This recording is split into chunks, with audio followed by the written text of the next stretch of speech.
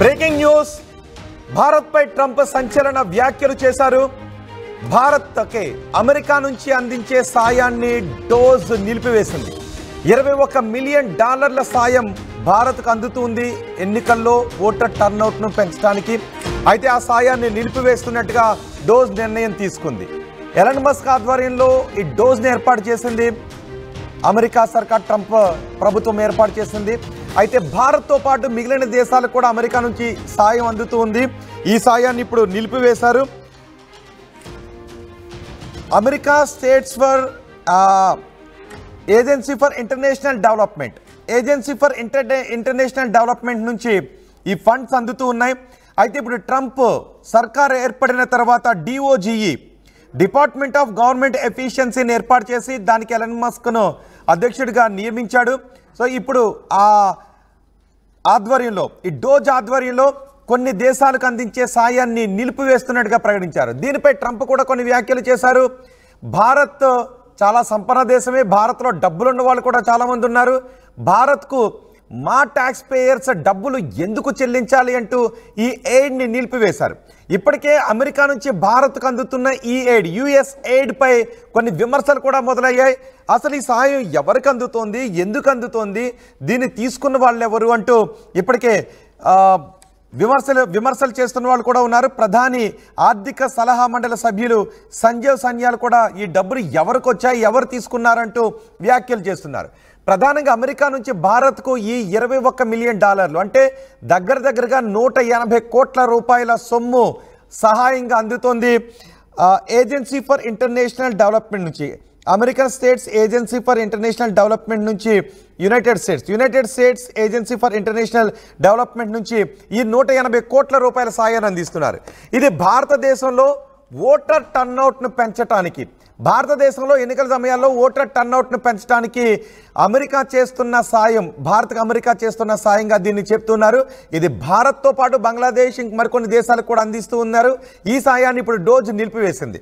అయితే డోజ్ నిలిపివేయటం విషయంతో పాటు అసలు భారత ఎన్నికల విధానంలో అమెరికా ఎందుకు సాయం చేస్తోంది ఇంత పెద్ద మొత్తంలో అంటూ పెద్ద ఎత్తున ఇప్పుడు చర్చ కూడా జరుగుతుంది. భారత్కు $21 మిలియన్ సాయాన్ని ఎందుకు ఇవ్వాలి అంటూ ట్రంప్ ప్రశ్నిస్తున్నారు. ఇండియా దగ్గరే చాలా డబ్బులున్నాయి, నాకు మోదీ అంటే ఇష్టం, భారత్ అంటే కూడా ఇష్టం, కానీ అమెరికాపై భారత్ భారీగా పన్నులు వేస్తోంది.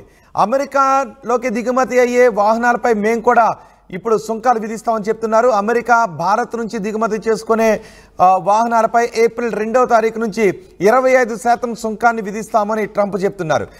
అమెరికా నుంచి భారత్ దిగుమతి చేసుకునే వస్తువులపై భారత్ భారీగా సుంకాలు విధిస్తోంది. అలాంటి సమయంలో మా ట్యాక్స్ పేయర్ సొమ్మును భారత్లో ఏదైనా డెవలప్మెంట్ కార్యక్రమం కోసం మేమెందుకు ఇవ్వాలి అంటూ డోస్ తీసుకున్న నిర్ణయాన్ని ట్రంప్ సమర్థిస్తూ ఆయన వ్యాఖ్యలు చేశారు. సో $21 మిలియన్ అంటే దగ్గరగా 180 కోట్ల రూపాయలు భారత్కి అమెరికా సాయాన్ని అందిస్తోంది. ఇది ఎన్నికల్లో ఓటర్ టర్నౌట్ని పెంచడానికి అమెరికా నుంచి సాయం ఎందుకు తీసుకోవాలి అంటూ కొన్ని విమర్శలు కూడా వస్తున్నాయి. సంజీవ్ సన్యాల్ అంటున్నారు అసలు ఈ సొమ్ము ఎవరికి అందుతోంది, ఎందుకు అందింది, ఎలా అందింది అనే విషయం గురించి కూడా ఆయన కొంచెం ఆశ్చర్యాన్ని వ్యక్తం చేసినట్టుగా ట్వీట్ కూడా చేశారు. ఇప్పుడు దీనిపైన పెద్ద ఎత్తున చర్చ జరుగుతోంది. అమెరికా సాయాన్ని నిలిపివేయడం పైన, భారత్ అలాంటి సాయాన్ని తీసుకోవడం పైన, ఎన్నికల్లో ఓటర్ టర్నౌట్ను పెంచడానికి అమెరికా నుంచి 180 కోట్ల రూపాయలు సాయం తీసుకోవాల్సిన పరిస్థితి పైన ఇప్పుడు పెద్ద ఎత్తున చర్చ జరుగుతోంది. దీనిపై మాట్లాడటానికి మరికొద్దిసేపట్లో ఒకసారి కోటేశ్వరరావు గారితో కూడా మాట్లాడదాం, సీనియర్ అనలిస్ట్తో. మా ప్రతినిధి మనోజ్ కూడా ఉన్నారు పూర్తి సమాచారం అందించడానికి. మనోజ్తో మాట్లాడే ముందు ఒకసారి ట్రంప్ ఏం మాట్లాడారో చూద్దాం. We're giving $21 million to India. They got a lot of money. They're one of the highest taxing countries in the world in terms of us. We can hardly get in there because their tariffs are so high. I have a lot of respect for India. I have a lot of respect for the Prime Minister. He just left, as you know, 2 days ago. But we're giving $21 million for voter turnout. It's voter turnout in India. What about like voter turnout here? Oh, we've done that, I guess. We did 500 million, didn't we? It's called the lockboxes. Well, why are we giving 21 million? America తీసుకున్న ఈ నిర్ణయం, dose తీసుకునే నిర్ణయాన్ని Trump సమర్థిస్తున్నారు. భారత్లో చాలా డబ్బులు ఉన్నాయి, పైగా మా వస్తువులపై ఎక్కువగా సుంకాలు వేస్తున్నారు, మేము ఇప్పుడు భారత్కి ఎందుకు ఇవ్వాలి అంటూ. అటు డోజ్ ఏర్పాటు పైన కూడా అమెరికాలో కొంతమంది న్యాయస్థానాల్లో కూడా వేశారు. అసలు డోజ్ ఏర్పాటు అనేది రాజ్యాంగ విరుద్ధం అంటూ కొంతమంది కోర్టులో పిటిషన్స్ కూడా వేశారు. ఇలా డోజ్ కూడా ఇలాంటి నిర్ణయాలు తీసుకుంది. భారత్కి అందించే $21 మిలియన్ సాయం, అది కూడా ఎన్నికల్లో ఓటర్ టర్నౌట్ని పెంచడానికి అమెరికా అందిస్తున్న సాయాన్ని నిలిపివేస్తూ నిర్ణయం తీసుకుంది. దాన్ని ట్రంప్ సమర్థిస్తూ ఉన్నారు. ఇప్పుడు బీజేపీ నేతలు కూడా రియాక్ట్ అవుతున్నారు. ప్రధాన ఆర్థిక సలహా మండలి సభ్యులు సంజీవ్ సన్యాల్ అంటున్నారు, అలాగే అమిత్ మాలవీయ కూడా వ్యాఖ్యలు చేస్తున్నారు. అసలు ఈ డబ్బులు ఎలా వస్తున్నాయి, ఎక్కడి నుంచి వస్తున్నాయి, ఎందుకు ఇచ్చారు, కొంత ఆశ్చర్యాన్ని వ్యక్తం చేసినట్టుగా మాట్లాడుతున్నారు. దీనిపై పూర్తి సమాచారం మా ప్రతినిధి మనోజ్ అందిస్తారు. మనోజ్, ఏంటి అసలు $21 మిలియన్ భారత్లో ఓటర్ టర్నౌట్ను పెంచడానికి అమెరికా ఇవ్వటం ఏంటి, ఇప్పుడు నిలిపివేయటం, దాన్ని ట్రంప్ సమర్థించడం, అసలు ఏంటిది ఈ సాయం ఇప్పుడు నిలిపివేయటం? రైట్ రోహిత్, సో బేసిక్ గా దీని గురించి డీటెయిల్ గా మాట్లాడుకునే ముందు అమెరికా అధ్యక్షుడిగా డొనాల్డ్ ట్రంప్ ఎన్నికైన నాటి నుంచి కూడా ఆయన తీసుకున్న నిర్ణయం ప్రపంచ దేశాలపై ఎఫెక్ట్ చూపిస్తుంది. అక్కడ పొలిటికల్ సినారియోని కూడా కొంత మార్చే ప్రయత్నం చేస్తోంది. సో ఈ గవర్నమెంట్ వచ్చిన తర్వాత డోజ్ అనేది ప్రత్యేక దాన్ని ఒక ఏర్పాటు చేశారు. ఇంతకీ డోజ్ అంటే ఏంటంటే ప్రభుత్వ పరంగా ఉన్నటువంటి ఒక సలహాదారు సంస్థగా అనుకోవచ్చు. దానికి అధ్యక్షుడిగా ఎలాన్ మస్క్ నియమించారు. సో దీని తర్వాత కొన్ని సంచలన నిర్ణయాలు మనం దీని గురించి మాట్లాడుకుని డీటెయిల్ గా ఫస్ట్ డోజ్ తీసుకున్న నిర్ణయాలు ఒక్కోటి ఏ రకంగా ప్రపంచ దేశాలపై ఎఫెక్ట్ చూపిస్తున్నాయి అంటే, ఫస్ట్లీ అమెరికా ఫస్ట్ నినాదంతో ట్రంప్ ఎన్నికల్లో వెళ్లారు. ఆ రకంగానే ఇప్పుడు నిర్ణయాలు తీసుకుంటున్నారు. డోజ్ వచ్చి రాగానే ఫస్ట్ తీసుకున్న ఇనిషియల్ నిర్ణయం ఏంటంటే ఇంటర్నేషనల్ కస్టమ్స్ డిపార్ట్మెంట్ ని అందరినీ కూడా అలర్ట్ చేసి తమ వారు ఎవరైనా అక్రమంగా ఇక్కడ ఉంటే డెఫినెట్ గా వారందరినీ పంపించేస్తామని చెప్పి కాళ్లకు చేతులకు సంఖ్యలు వేసి మరి తిరిగి పంపించడం చూస్తున్నాము. ఆ తర్వాత అంటే విదేశాల్లో కూడా ఓన్లీ కేవలం ఇండియా పైనే కాదు ప్రపంచ దేశాలపైన చాలా భారం పడుతోంది. ఆ తర్వాత ఉద్యోగస్తులను కూడా ప్రభుత్వ ఉద్యోగస్తులుగా సుమారుగా అమెరికాలో 23 లక్షల మంది ఉంటే దాంట్లో 90% మందికి నోటీసులు సర్వ్ చేసి మరి మీరందరూ కూడా ఇప్పుడు మీ విధులు వినియోగించుకోలేకపోతున్నాము, సో మీరందరూ రిజైన్ చేయండి అని చెప్పడంతో 20 లక్షల మంది ఉద్యోగాలు కోల్పోయారు.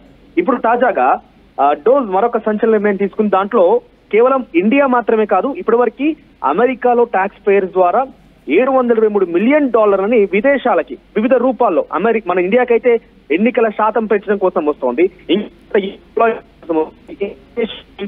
అంటే $723 మిలియన్ అమెరికా ఇతర దేశాలకి వారి డెవలప్మెంట్ కోసం వారి అవసరాల కోసం ఇస్తోంది. యాజ్ లైక్ ఓ company CSR fund, corporate social responsibility కింద ఓ కంపెనీ ఏ రకంగా అయితే ఏరియాని డెవలప్ చేయాలని ఆలోచన చేస్తుందో ఆ రకంగానే United states international development agency అనేది ఈ నిధులు విడుదల చేస్తోంది. ఒకసారి మీకు డీటెయిల్ గా ఏ దేశాలకు ఏ రకంగా వెళ్తున్నాయని చూస్తే కనుక $10 మిలియన్ ఫర్ మొజాంబిక్. అక్కడ దేనికోసం అంటే మెడికల్ మేల్ సర్కంషన్ కోసం, అక్కడ ఆ దేశానికి ఈ యొక్క విషయం కోసం మెడికల్ మేల్ సర్కంషన్ కోసం. మనోజ్, మీరు కొద్దిసేపు అందుబాటులోనే ఉండండి. ఇదే విషయంపై మాట్లాడటానికి సీనియర్ అనలిస్ట్ కోటేశ్వరరావు గారు మనకు అందుబాటులో ఉన్నారు. కోటేశ్వరరావు గారు నమస్తే అండి. నమస్తే కోటేశ్వరరావు గారు, ఏంటిది డోజ్ నిర్ణయం తీసుకుంది? $21 మిలియన్, ఎన్నికల్లో ఓటర్ టర్నౌట్ను పెంచడానికి భారత్కి అందించే యుఎస్ ఎయిడ్, దీన్ని నిలిపేస్తున్నట్టుగా నిర్ణయం తీసుకుంది. అసలు ఈ ఎయిడ్ ఏంటంటూ చాలా మంది ఆశ్చర్యకరంగా ప్రశ్నిస్తూ ఉన్నారు. ఈ ఎయిడ్ ఏంటి, ఎవరికి అందుతుంది, ఎలా వస్తుంది, ఇప్పుడు దాన్ని నిలిపివేయటం ఏంటి అని. ఏంటండి అసలు దీని చుట్టూ ఏం జరుగుతుంది? భారత ఎన్నికల ప్రక్రియలో యుఎస్ జోక్యం ఏంటి? ఇప్పుడు అమెరికా, జపాను లేదా జర్మనీ, బ్రిటను ఇలాంటి అనేక దేశాలు తాము వాణిజ్యం జరపాలన్నా లేకపోతే దౌత్యపరమైనటువంటి సంబంధాలని నెరపాలన్నా కానీ తమకు కొంతమందితోటి లాబీలను ఏర్పాటు చేసుకోవడానికి ఈ ఎయిడ్ పేరుతోటి జపాన్ ఎయిడ్, యుఎస్ ఎయిడ్ లేకపోతే యూకే ఎయిడ్ ఈ పేరుతోటి కొంత మొత్తాన్ని ఆయా ప్రభుత్వాలు కేటాయించి రకరకాల పేర్లతోటి కొన్ని గ్రూపులకి ఈ సహాయాన్ని అందజేయటం, ఆ గ్రూపుల ద్వారా కొన్ని కార్యకలాపాలను నిర్వహించడం అనేటువంటిది ఎప్పటి నుంచో జరుగుతూ ఉంది. దానిలో భాగంగానే యుఎస్ ఎయిడ్ పేరుతోటి ప్రపంచంలో అనేక దేశాల్లో జోక్యం చేసుకోవడానికి లేదా తమకు అనుకూలమైనటువంటి శక్తుల్ని తయారు చేసుకోవడానికి వినియోగిస్తున్నారు. ఇప్పుడు ఇది అమెరికా ఇది ప్రకటించిన తర్వాత మన దేశంలో కూడా ఎన్నికల ప్రక్రియలో జోక్యం చేసుకోవడానికి ఈ మొత్తాన్ని వినియోగించింది అనేటువంటి విమర్శలు వెల్లువెత్తుతున్నాయి. అయితే ఓటర్ టర్నౌట్ పెంచడానికి ఇది ఇచ్చారు అనేటువంటి ఖాతా కింద అది నమోదయ్యింది. ఇక్కడ ఎవరికి ఇచ్చారు? ఎన్నికల కమిషన్కి ఇచ్చిందా, లేకపోతే ప్రభుత్వానికి ఇచ్చిందా, లేదా ఏదన్నా ప్రైవేటు స్వచ్ఛంద సంస్థలకి ఈ మొత్తం ఇచ్చిందా ఏమిటి అనేటువంటిది అమెరికానే వెల్లడించాలి. వెల్లడించినప్పుడు అది ఏ రూపంలో ఎవరికి వచ్చింది, ఎట్లా ఖర్చు చేశారు అనేటువంటిది మన ప్రభుత్వాలు లేదా మన సంస్థలు కూడా దాన్ని తెలుసుకోవడానికి అవకాశం ఉంటుంది. అందుకని మన కేంద్ర ప్రభుత్వము ఇప్పుడు తన బాధ్యతగా అఫీషియల్ గానే ప్రకటించినటువంటి మొత్తం గనక ఎవరికి ఇచ్చారు, ఏ రూపంలో ఇచ్చారు అని డిమాండ్ చేయాల్సినటువంటి అవసరం ఉందనేది నా అభిప్రాయం. ఇప్పటికే కొంతమంది బీజేపీ నేతలు రియాక్ట్ అవుతున్నారు, తెలియదు అన్నట్టు. అంటే యుఎస్ నుంచి 180 కోట్ల రూపాయలు ఎయిడ్ వస్తే తెలియకుండా ఉంటుందా ఎవరికి ఇచ్చారు, ఎక్కడికి వెళ్ళింది, అంత ట్రాన్స్పరెన్సీ లేకుండా ఉంటుందా? ప్రభుత్వం మరి ఇంత మొత్తం తీసుకున్నప్పుడు, ఎందుకంటే కేంద్రంలో ఉన్నటువంటి బీజేపీ మనం చూసాం గడిచినటువంటి 10 సంవత్సరాల్లో అనేక స్వచ్ఛంద సంస్థలకు విదేశాల నుంచి వస్తున్నటువంటి వివిధ రూపాల్లో వస్తున్నటువంటి సాయాన్ని తప్పుదారి పట్టించి దేశ వ్యతిరేక కార్యకలాపాలకి వినియోగిస్తున్నారు. అందువలన వాటన్నింటి మీద మేము ఆంక్షలు విధించాము, వాటిని రాకుండా అడ్డుకున్నాము అని చెప్పినటువంటిది కేంద్ర ప్రభుత్వం, మనందరికీ తెలిసినటువంటిది. మరి ఈ యుఎస్ ఎయిడ్ ఎన్నికల్లో ఓటర్ టర్న్అవుట్ అంటే ఎక్కువ మంది ఓటర్లు పాల్గొనే విధంగా చేశామని చెప్పేసి వాళ్ళు అఫీషియల్ గా చెప్పినటువంటి దాని మీద కేంద్ర ప్రభుత్వం, ఈ వార్త వచ్చి 2 రోజులు 3 రోజులు అవుతా ఉంది, కేంద్ర ప్రభుత్వం ఇంతవరకు ఎందుకని వివరణ అడగలేకపోయింది అనేది ప్రశ్న. ఇప్పటికైనా మించిపోయింది ఏమి లేదు. కేంద్ర అంటే ఇది ఒక కుంభకోణమా? యుఎస్ ఎయిడ్ అనేది ఒక స్కామా? స్కామ్ అంటే స్కామ్ కాదు. కొంతమంది తన లాబీయిస్టుల్ని లేదా తనకు సంబంధించినటువంటి కొంతమంది ఏజెంట్లని, మనం పేరు ఏదైనా పెట్టుకోవచ్చు, అటువంటి వాళ్ళని తయారు చేసుకోవడానికి, వాళ్ళని నిర్వహించడానికి ఇలా రకరకాల పేర్లతోటి నిధులు ఇస్తారు. ఆ నిధులు నిజానికి అదే పర్పస్ కి ఖర్చు పెట్టారా లేదా అనేటువంటిది ఎవరికి తెలియదు. ప్రైవేట్ అవసరాలకు కూడా వినియోగించుకోవచ్చు, ఇతర అవసరాలకు కూడా వినియోగించుకోవచ్చు. అంటే నిజానికి ఇలాంటి నిధులు వచ్చేటప్పుడు ఎలా వస్తాయి? ఒకవేళ ఇతర దేశాల నుంచి లేదంటే అమెరికా నుంచి ఆ సాయం అందేటప్పుడు ఇక్కడ ఏ ఖాతాలోకి వస్తాయి, దానికి అకౌంటబిలిటీ ఎవరికి ఉంటుంది, ఆ ఖర్చులు బడ్జెట్లో అలాంటి ఖర్చులు చూపిస్తారా? స్వచ్ఛంద సంస్థలకి అలాంటి నిధులు వచ్చేటువంటి అవకాశం ఉంది. ఎన్నికల్లో రకరకాల పేర్లతోటి పనిచేసేటువంటి సంస్థలు ఉన్నాయి. అందుకనే అఫీషియల్ గా ఎవరికి ఇచ్చారు ఏమిటి అనేటువంటిది అమెరికా దగ్గర అన్ని వివరాలు ఉంటాయి. ఏ స్వచ్ఛంద సంస్థ, దాని నిర్వాహకులు ఎవరు, ఏ పేరుతో. అంటే అమెరికా లాంటి దేశాల నుంచి ఒక ఎయిడ్ తీసుకునేటప్పుడు భారత ప్రభుత్వానికి తెలియకుండా స్వచ్ఛంద సంస్థలు తీసుకునే అవకాశం ఉంటుందా? తెలియకుండా, ప్రభుత్వానికి తెలియకుండా? ప్రభుత్వానికి అంటే ఒకసారి ఒక స్వచ్ఛంద సంస్థగా నమోదైన తర్వాత అది అనేక స్వచ్ఛంద సంస్థలు ఉన్నాయి. ఆర్ఎస్ఎస్ కూడా అనేక స్వచ్ఛంద సంస్థలు నిర్వహిస్తూ ఉంది. ఒక ఇతరులే కాదు, అనేక మంది స్వచ్ఛంద సంస్థలు నిర్వహిస్తున్నారు. వాటిని మంచిగా వినియోగించే వాళ్ళు ఉన్నారు, వాటిని దుర్వినియోగం చేసేటువంటి వాళ్ళు లేదా ఇతర భారత వ్యతిరేక కార్యకలాపాలకు వినియోగించేటువంటి వాళ్ళు కూడా ఉన్నారు. అందుకని ఒకసారి స్వచ్ఛంద సంస్థ పేరుతోటి నమోదైన తర్వాత దాని మీద ఎలాంటి ఆంక్షలు లేదా నిఘా అనేటువంటిది కనుక లేకపోయేట్లయితే ఎంత వచ్చేది కూడా మనకి తెలియదు. రిజర్వ్ బ్యాంక్ దగ్గర ఉంటుంది, వివరాలన్నీ ఉంటాయి. ఎందుకంటే విదేశీ నిధులు, విదేశీ మారక ద్రవ్యం వచ్చేటువంటి ప్రతిదీ కూడా ఆర్బీఐ దగ్గర వివరాలు ఉంటాయి. అందుకని ఆర్బీఐ అయినా దాని వివరాలను ప్రకటించవచ్చు, లేదా ఒకవేళ స్వచ్ఛంద సంస్థలకు వచ్చేటువంటి వాటిని గుప్తంగా ఉంచాలనేటువంటి నిబంధనలు అట్లాంటివి ఏమైనా ఉండేట్లయితే కేంద్ర ప్రభుత్వం అయినా గానీ అమెరికా నుంచి ఈ వివరాలన్నీ కూడా తీసుకోవచ్చు. అంటే ఎన్ని ఇయర్స్ నుంచి ఈ నిధులు వస్తూ ఉన్నాయి, దాన్ని ఎవరు రిసీవ్ చేసుకుంటున్నారు, ఏ ఖాతాలోకి వెళ్తున్నాయి, ఎలా ఖర్చు పెడుతున్నారు, ఇవన్నీ తెలియాల్సిన అవసరం ఉంది కదా. అందుకే ఇప్పుడు రెండు అమెరికా సాయాన్ని ఆపేసింది అంటాను, కానీ సాయాన్ని ఆపేసింది అన్న దాని గురించి మాట్లాడాలా, లేకపోతే ఈ సాయం ఎవరు తీసుకుంటూ ఉన్నారు, ఎవరికి అందుతుంది అనే దాని గురించి మాట్లాడుకోవాలా? అమెరికా సాయం చేస్తా ఉంది స్వచ్ఛంద సంస్థలకు అనేది బహిరంగ రహస్యం. అంటే స్వచ్ఛంద సంస్థలక ఏంటి అనేది ఇంకా క్లారిటీ రాలేదు. కొంతమంది అంటున్నారు కొన్ని ప్రభుత్వ సంస్థలకు కూడా ఇస్తుంది, ఇవ్వట్లేదని నేను చెప్పట్లేదు, కొన్ని ప్రభుత్వ సంస్థలకి ఇస్తుంది. కానీ అది కూడా ఏంటి, ఎన్నికల్లో ఓటర్ టర్న్అవుట్ ని పెంచడానికి ఏదో ఒక సాకు, ఏదో ఒక ముసుగు. ఎందుకంటే అసలు అమెరికాలో ఎన్నికల ఓటర్లని పార్టిసిపేట్ చేయడానికి లేదా టర్న్అవుట్ పెంచడానికి వాళ్ళు ఏమి చర్యలు తీసుకున్నారు అనేటువంటిది వాళ్ళు తెలుసుకోవాలి. ఇంకొక దేశంలో మా భారతదేశం కావచ్చు, లేకపోతే నేపాల్ కావచ్చు, ఇంకో దేశంలో కావచ్చు, ఇక్కడ అది చేయడానికి ఇది చేయడానికి అసలు అమెరికాలో ఓటర్ల జాబితా తయారు చేయడానికే ప్రభుత్వానికి బాధ్యత లేదు, నమోదు చేసుకుంటే తప్ప. అందుకని దాంతో పోల్చుకున్నప్పుడు భారత్ లో ఉన్నటువంటి ఎన్నికల వ్యవస్థ గానీ, ఓటర్ల జాబితా గానీ, పార్టిసిపేషన్ తీసుకున్నటువంటి చర్యలు గానీ ఎంతో మెరుగ్గా ఉన్నాయి. అందుకని ఏదో ఒక ముసుగు, ఎన్నికల పార్టిసిపేషన్ అనేటువంటిది ఒక ముసుగు తప్ప మరొకటి. ఇండియాతో పోల్చుకుంటే యుఎస్ ఓటర్ టర్న్అవుట్ చాలా తక్కువగా ఉంటుంది.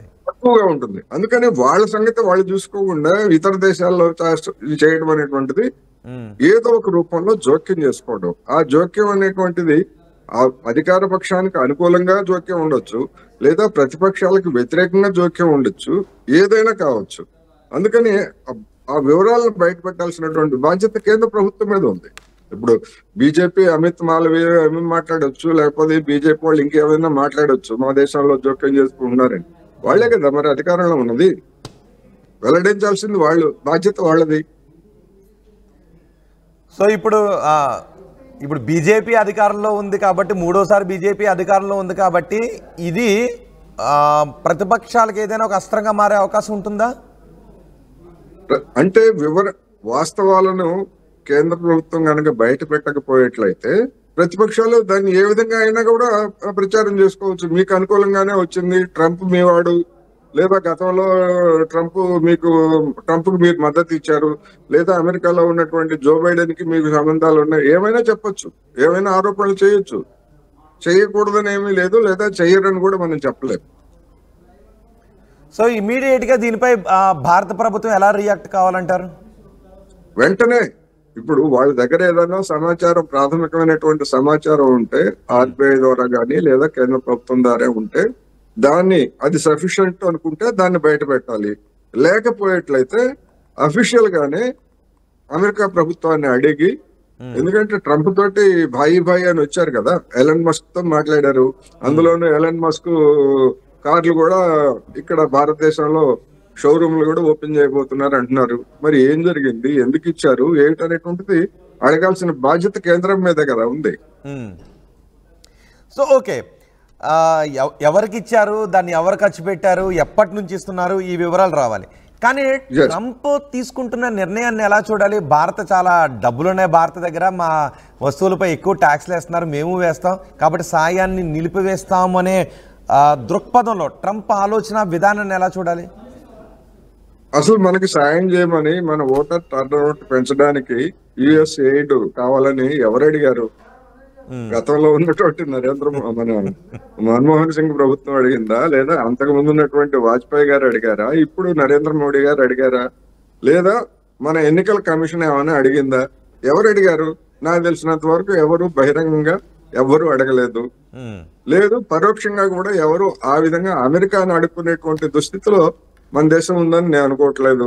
ఎందుకంటే మన ఎన్నికల ఖర్చు అఫీషియల్ గా పెడుతున్నటువంటి ఖర్చుతో పోలిస్తే ఆ $21 మిలియన్ అనేటువంటిది నామమాత్రం. ఒక రాష్ట్రంలో జరిగేటువంటి ఖర్చు కంటే తక్కువ అది. అవును. అందువల్ల దాంతో ఏదో ఓటర్ టర్న్అవుట్ ని పెంచారని, అందుకోసం వెచ్చించారని నేను అనుకోవట్లేదు.